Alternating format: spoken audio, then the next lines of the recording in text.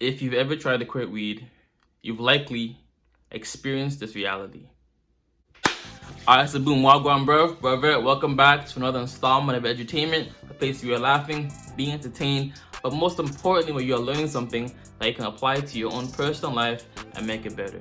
So as you know, when you try and quit weed, a variety of different withdrawal symptoms start to arise, but nothing more uncomfortable or inconvenient than the lack of appetite that you experience when trying to quit weed. And I feel like this video really expresses the full detail of what a lot of y'all may be experiencing. What up, fellas? Day 3. It's Derek here.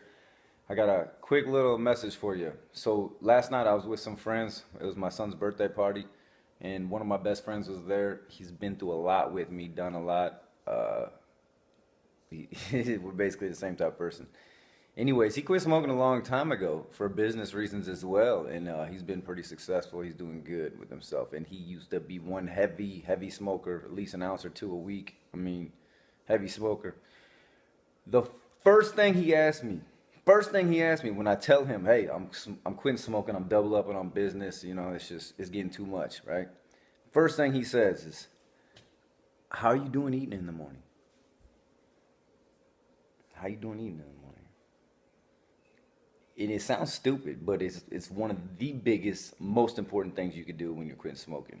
You see, if you smoke every day and you smoke before you eat, you're developing a huge problem that you don't even know. It's a huge problem. Because when you do go to stop smoking, you can't stop because your stomach will kill. You can't eat nothing. Then it makes you want to smoke. Like, you might not mentally want to smoke. It's similar to the idea of you can't go to bed without smoking, right? This is why it's so important that you regularly change up the time of day that you're smoking or how much you are smoking. So first of all, I would say, for me personally, I would tell you, don't smoke more than 3 times in a given week. 1 to 3 times in a given week, I would say it should be your max. Daily smoking, this is definitely where you can start experiencing a lot of these extra withdrawal symptoms. Essentially, what I'm saying is don't allow yourself to smoke at the same time, at the same place, and the same amount each time, because this builds a nodal association between the time of day and smoking, right? So if you wake and bake before you even eat, now you're telling yourself, okay, before I can eat, I need to smoke. And before I can do anything or do XYZ, I need to smoke. If you ever ask yourself, I can't do XYZ without smoking, more than likely you are now addicted to smoking marijuana. So a lot of people will use marijuana for health benefits, but when you have no health issues per se that marijuana is solving and it's just strictly recreational, this is where you don't have a prerequisite or a specific protocol to follow for your consumption, right? When people smoke medical cannabis, they have a protocol like smoke it XYZ or consume it XYZ for a certain time period, right? This is how when they give you pills, for example, when a doctor is giving you pills, they'll tell you to take a certain amount per day, and then you gradually take less of it each day once you start feeling better, right? So the best way, I would say, if you are struggling with eating while trying to quit weed, either for a tolerance break or you just want to quit forever, is either take fruits, like very easily digestible fruits, pineapple, banana. Even banana is very good. Like, it's not too, you don't have to do too much biting, right? Soup, or even yogurt. Things that still give you calories but aren't too complex, right? Yogurt, fruits like banana or pineapple, soup, or a protein shake or meal supplement, essentially, right? Gives you the liquids, gives you the calories without having to necessarily do the extra work of biting and chewing and making your digestive system work harder. Like, you don't want to do it, but the food, like, you want to eat and you don't feel good, so it's like affecting you in a different way because you don't feel good, and it's because of the food, not because you're quitting smoking, right? So you're dealing with 2 battles there. You're not eating and you're not smoking, and it's not good. So my advice to you would be, if you're a heavy user and you're gonna have these issues, like you can't eat a meal without smoking, like without it hitting your insides, take a week or 2 and wean yourself off. Wake up in the morning, eat a meal, then smoke.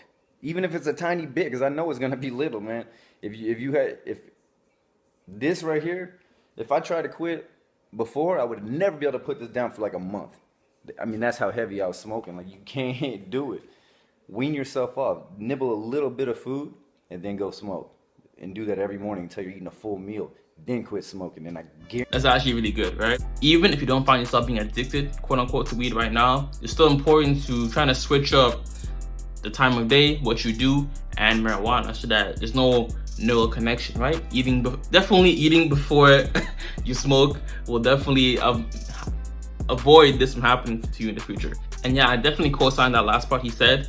Even eating a little bit before you smoke, as you're weaning yourself off, definitely will make the withdrawal symptoms not that severe.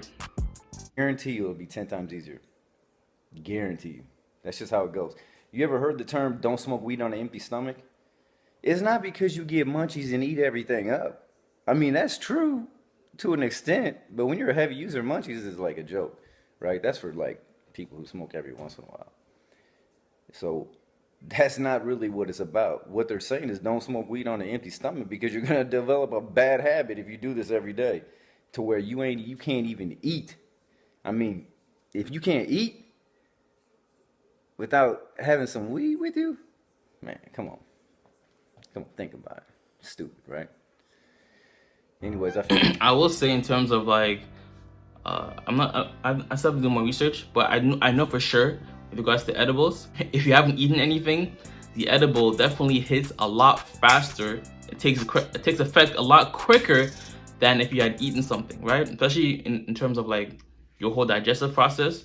Your body is still trying to digest the food before, and then it takes the edible as like a second concern, right? So if you are someone who takes edibles instead of smoking marijuana, definitely, I'm not quite sure about how it affects you smoking if you're on an empty stomach, like how quickly it makes you high. But I know for sure with the edibles, because it's being digested, if it would normally take 30 minutes or an hour, it might take you an hour and a half or 2 hours before it takes effect.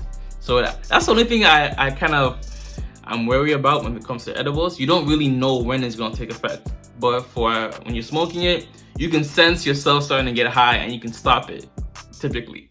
Out there, before I forget, day 3, I'm working on it, man. I'm telling you, these eyes are going to be looking good in about a week. We'll see. I'll stay with you. If you guys have any questions, hit me up, like, comment, subscribe, and I'll get to them, and we'll try to figure this out. Hey, if you think I'm full of shit, tell me that too. You know, to each his own. I'll let you. Later. But yeah, so like I said before, if you are someone who is right now trying to quit weed, having issues eating, take fruits, easily digestible fruits, banana, pineapple, grapes, right? things that are like more liquidy than they are like apple. Probably at this point probably wouldn't be too easy to eat, perhaps, but fruits, yogurt, right? Meal supplement or protein shake. So anything with calories that is easily digestible that you can take without it being too complex. There's that. Then there's those who just absolutely, they can't eat anything, right? And you're still smoking a lot, smoking every day. Take a little bit, get into the habit of taking a little snack before you smoke. Just a little bit, so that you can, when you do decide to quit, it won't be as bad, or won't be as severe as in terms of not being able to eat anything, right? So there are a lot of different things that occur when you quit weed, and people always talk about, oh, marijuana is not addictive, marijuana addiction, quitting marijuana is nothing compared to quitting alcohol. But you fail to realize that people struggle with quitting coffee, for example.